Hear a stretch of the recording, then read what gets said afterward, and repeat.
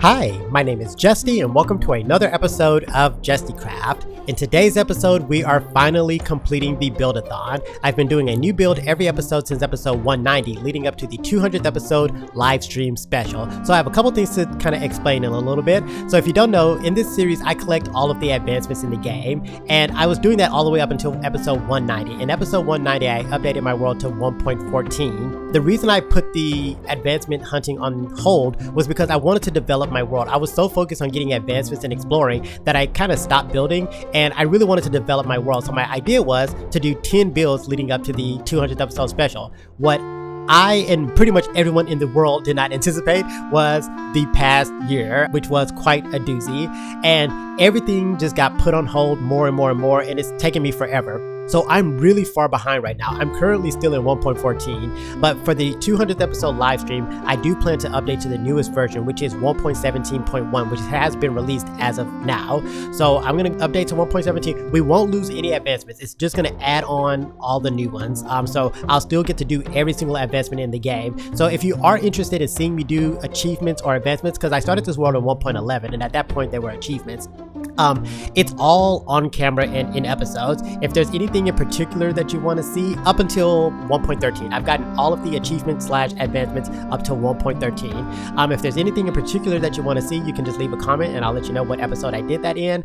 But yeah, all of 1.14 to 1.17 will be done in the live stream, episode 200. We have a lot to do, not just getting advancements, but also exploring and collecting mobs, and it's going to be a fun time. I'm really excited for it. But I thought what would be cool for this episode would be to go through all of the builds that we've done in the build-a-thon. I still have way more build ideas for the future, but these are just the builds that I just did for the build-a-thon.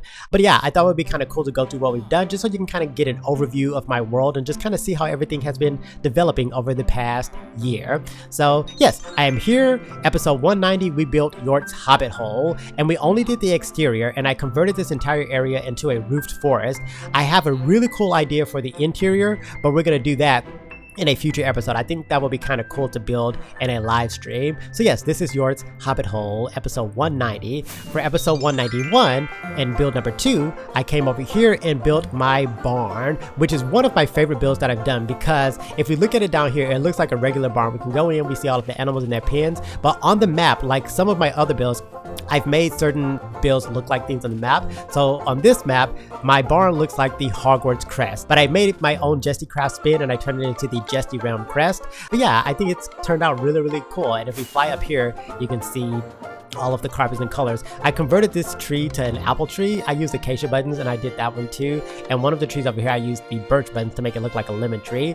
Those are a couple of like the little modifications that I've made since that episode. I also added these little planters, but it's basically exactly what I did in that episode. A lot of these builds I've kind of modified in between episodes, and we'll go over some of those things when we get there. Okay, so episode 192 and build number 3 was the Forestry Lookout. I came over this way and I built our Forestry Lookout, which is very picturesque. I really like how this build turned out. It looks so cool on top of this cliff here. And what this build is for foxes. I have yet to go and get foxes, but my plan is I'm going to fence off an area down here at the campsite, and this will be where we kind of have our foxes live in their natural habitat. I just need to go and get them. But yeah, I built this in that episode, but in between the episode after I built it, I converted this area into a lake here, and I added this campsite, which we talked about in one of the episodes. But yeah, this will be where our foxes will live. So at that point, I came this way. This is my horse stable. This was built earlier. This was not part of the build-a-thon, but my horse stable is in the shape of a horseshoe on the map, which I thought was pretty cool. But episode 193 and build number 4 was the Guardian UFOs. This is a very inspired build. I think this turned out so cool. It came out of nowhere. This just popped into my head and I was like, hey, I wonder if that would work. So I have guardians in here, and as you can see, it just tried to shoot me. But when squid spawn in this river here, they actually shoot the squid, and it's really cool to see them kind of functioning. Up here is the mothership, and this is how I incorporated the end biome into Jestycraft. Like I mentioned, I'm trying to bring all of the biomes like close to my area. So we have a lot of them that are spawned here naturally. But I had to like I said, I added a roof forest. As you can see, the iceberg over there, which we'll get to later. But this is how I'm incorporating the end. As you can hear, my Danny Phantom is in here. I relocated him to here because I didn't want him to be so far away. I initially put him in the cave. Oh, I can hear the yeah, see, they're working. It's killing squid as we speak. Oh, it's dead. And then I will get the ink sac. Let me just jump down, grab that, and get out of the water. Let me go ahead and put on my armor because I'm not wearing it right now. But I get so many ink sacs from this. Like, it kind of functions as a squid farm. Let me come up here, and I have my ink sacs in here. Look at this. This is all just from this like squid farm, I guess you can call it. But yeah, I relocated Danny because initially I put him so far away because when phantoms were first included into the game, they were, I want to say, just as loud as gas. And if you know anything about gas, when you're in the nether, you don't even see the gas. You hear the gas before you even see them because you can hear them from so far away. And I didn't want to hear Danny's like screeching everywhere in my world, so I put him kind of far away. But I think they changed that. Phantoms are still fairly loud, but I don't think they're nearly as loud as they were when they initially were added to the game. So I want to bring him closer. He's in here temporarily for now. My plan is to put an Elder Guardian here. I have the regular Guardians in the smaller ships, but I want to put an Elder Guardian in the big one, which is why this looks like an Elder Guardian on the map. But yeah, that's this build. So at this point, I let you guys vote for the order of the next 3 builds that I did. And what won first place was the Llama Sanctuary. So episode 194 and build number 5 was the Llama Sanctuary. I'm gonna come this way. And what I basically did, I converted the area here, which was part of the mesa and a desert, into a savanna. So this is how I brought a savanna to my area, and I have all of the llama variations here because I collect all of the different variations of mobs as well. So we have every single color of llama, and also I'm displaying every single carpet pattern that you can get. But yeah, this build was inspired by a naturally generated mountain in my world, which kind of looks like a llama, and I kind of replicated here on a smaller scale, and I made a llama shrine.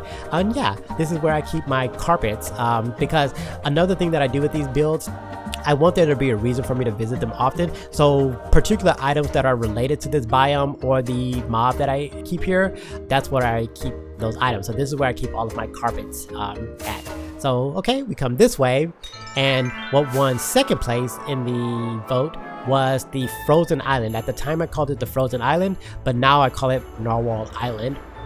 And the reason it's called Narwhal Island is because it's in the shape of a narwhal, and this is how I incorporated all of the cold biomes in the game. So we have a cold taiga, we have the ice plains, we have ice spikes, iceberg, like pretty much all of the cold biome stuff. And this is where I'm going to put my Arctic foxes in the taiga section, and in the plains section is where our polar bears will live. I also do plan on getting a stray and kind of bringing him here because that's another ice biome specific mob. Oh, and now you can see my guardian UFO, so you can see the Elder Guardian and the regular guardians here, because yeah, those are other builds that look like things on the map. Here's my village. This wasn't part of the build-a-thon, it's just kind of down here. It's back that way, and I did update this to 1.14, so all of the houses are the 1.14 style. Actually, let's just go and look at it really quick. And the way I kind of put my own spin on it was I turned it into a birch village, which doesn't exist in the game. So I initially built this in 1.11, but it was the old style of buildings, but I converted all of them to the new style. So yeah, now it's updated for 1.14, and I have a really cool idea for this mountain here. This is how I'm going to incorporate the new nether, the 1.16 update. If you have any ideas of what's going to happen here, leave them in the comments. I think it's kind of obvious, maybe not, but this is where the nether stuff is going to be, because I do want to bring the nether to the overworld. I'm not going to build in the nether, maybe a small section, but for the most part I want to have everything in the overworld in my immediate area here. Okay, so from that point, what won third place in the vote for the builds was what I was calling the mystery building at the time, but this is my concert hall, and I converted this area into a desert. This is one of my favorite builds. I think this is my favorite build. It's in the shape of the Deathly Hallows symbol, and the reason I did that was because I knew I wanted this to be a concert hall, and that shape works really well for how the interior works with the stage and then the audience. So it's like, you know what, a triangle would be perfect. So that's why I went ahead and made this the Deathly Hallows shape. But yeah, this is my concert hall. The sun is going down. Let me go ahead and sleep right now. Also, I need to eat some, and then I'll go to sleep, and we'll go to the final couple of builds. So my bed is right here. There we go. So the next episode, I went and built my greenhouse, which is also another build that's shaped like something. I really like building builds that are shaped like things on the map. I think it just makes it look cooler. So over here, this is not only shaped like something on the map, but it's also shaped like something when you look at it. So when you look at the greenhouse, it's in the shape of a crown, obviously. But on the map, it is shaped like the magic sundrop flower from Tangle. So as you can see, this flower stem, let me zoom in, the flower stem with the leaves, and then we have the petals of the flower. I think this map turned out very beautifully. This area I converted to a flower forest. I removed a lot of the flowers that were in the front because they were kind of blocking this lower section because some of them were 2 blocks tall and it blocked the build a little bit. This section I'm thinking about doing something with hedges. I think that would look kind of cool, but this is for 1.15. 1.15 was when they added the bees and stuff to the game. So I'm gonna keep all the bees here. We'll have beehives, bee nests, and I'll also keep all of the flowers here. Since this will be where I keep the flowers, I'll also keep all of my dyes for the different colors, and that'll be what this build's purpose will be. Okay, so from this point I came this way and I built the Panda Temple, and this was inspired by a jungle temple. Obviously this is my jungle section. I converted this area to a jungle and a bamboo jungle. And like I mentioned, I have not gone exploring, so I have no pandas yet, but I do plan on getting all 7 different types of pandas, and they will live here in the bamboo jungle. This will be their habitat. And what I'm keeping over here are scaffolding, because that's with bamboo, and then also my bamboo, obviously. And if I think of other things to keep here, I definitely will. Okay, so before we get to the build for today's episode, we're going to go to the Squitchuary and add in a new subscriber. So if you don't already know, this is the Squitchuary, and this is where I add new subscribers to my world. So if you are interested in getting out of here, all you have to do is be subscribed and leave comments on my videos. And if I see you there often, that gives you a very high likelihood of getting added here in the future. Okay, so I'm just gonna come onto the ship and close that. Today's subscriber that I'm adding is Ryan. Ryan has literally been counting down the episodes to the live stream. He's so excited about it. Like every episode, it's like 3 more episodes to go, 2 more episodes to go. I'm almost there, Ryan. We are 1 episode away now, so I think that's really kind of cool that he's that excited. I'm excited too. It's gonna be a fun time. But Ryan is a sunstreak that is light gray and magenta. So walk the plank, Ryan, and enter the Squitchuary. Welcome to Jestycraft. Enjoy your stay. Okay, so let's go ahead and put this bucket in here, and now let's get to the build of today's episode. Oh, by the way, this is how I incorporated the 1.13 ocean update. So like I mentioned, as you've seen as we've been flying around, you can see like microbiomes that I've been adding. I have a lot more biomes to add in the future, but this is what I've done kind of so far. Okay, we're gonna come this way, and as you can tell from the title of this episode, this build is in preparation for 1.17 cave update. So I'm gonna fly this way. I will say the front of this cave is temporary. I don't think this is gonna be permanent, but as of right now, it's in the shape of a creeper face. So I discovered this cave when I was bringing the, what are they called? The Guardians. When I was bringing the Guardians to the UFOs, I had to connect the land right here. So if I swim this way, you can see there's a little part that goes underground here. This is how I boated the Guardians through here. This wasn't a cave. I don't know why I'm calling it a cave. It was just like a hollowed out little area right here. And when 1.17 was announced, I was like, hey, this would be perfect to build a cave build. So here we are. If you're a longtime subscriber of Jestycraft or Jesty Realm, you are definitely going to recognize this build. What I've done here is I relocated my Wishcraft base. Unfortunately, I never got to finish my base of Wishcraft, so I figured when 1.17 was announced, it would be perfect for incorporating the new 1.17 update. So in we go. I kept everything pretty much the same for right now. I removed any granite, andesite, dirt, what else? Diorite. I removed all of that and I only put stone in here. I do plan on putting other blocks as well, but for right now I just wanted a clean slate of just stone. And I still have my ancient civilization inspiration where I have these stone columns everywhere, but I plan on converting this into an entire underground city, and you're gonna see some new stuff when I turn around. I'm gonna go this way first and I'm gonna reveal the new stuff. So look at this. It's gonna be an entire underground city. So like I mentioned in Witchcraft, I wanted to make this a maze room. What I'm thinking is I'm gonna use dripstone and we'll put stalactites and stalagmites and stalactites from the ceiling, and I think it'll look really cool. I don't want them to get too long because I don't want them to block this view, but I think that's how we'll incorporate the dripstone caves and stuff. So in this section, this huge dome section, this is where the lush caves will be, and it's going to be a very beautiful kind of paradise right here. And cool thing is, this dome is almost perfectly centered with the hill above me. That was not planned. I just built this. I just started building my Witchcraft base, and then when I built this section, I was like, hey, what's directly above the dome? It's literally 6 blocks off from being perfectly centered, which is fine. That's close enough. And what I plan to do is I want to build a custom custom azalea tree up there. So that way, azalea trees mark where lush caves are. So yeah, this will be lush caves. This half over here will also be lush caves. And in the new cave update, since there are local water levels, I'm going to put the water level here for this room. And this will be where we keep our axolotls. So this will be our axolotl pool. And then I'll have more lush cave stuff up here. But yeah, this section will be that. I do plan on expanding the walls and stuff more. But for right now, I basically just have a template. Because I don't have all the blocks that I need. Because like I mentioned, I'm still in 1.14 right now. I need to get to 1.17. But this way, I'm going to put those tall stone columns. I think that'll look kind of cool in this section. And as you can see, the ceilings are getting higher, and there's a reason for that, which I'll explain a little bit later. Well, I guess I can explain it now. I want it to look like we're just getting deeper and deeper into the world. But when we come this way, in this small room up here, I plan to put an amethyst geode. So I'm going to find a geode, and then I'm going to replicate one and put it right here. And I think that'll be kind of cool to display that. Okay, then I have this kind of small door here. The reason for that is, like I mentioned earlier, I've mentioned it several times now, this world was generated in 1.11. So in the new cave and cliffs update, I think in part 2, I think part 1 that's been released right now, the bottom Y level is Y equals 0. But in part 2, I believe that's when they're going to extend it to Y equals negative 64. But since this section of my world was generated in 1.11, my Y level is Y equals 0. So I can't go lower than that. But what I'm going to do is we're going to pretend that when we cross this threshold here, that we're below Y equals 0. So this will be Y equals 0 down to Y equals negative 64. And what I'm going to do, I'm going to put the deep slate in here, because I'm pretty sure when you go below Y equals 0, it's all deep slate. I don't think regular stone spawns anymore. It might, I don't know. I haven't been keeping that close of an eye on the update, because for one, I'm not there yet. I'm so far behind. We have so much to do in the live stream. Good news is it won't take me that long. Like getting those events, there are some that are by chance, like that I can't predict how long it'll take, but for the most part, I have an idea about how long it'll take to get a lot of that stuff, and it really won't be that bad.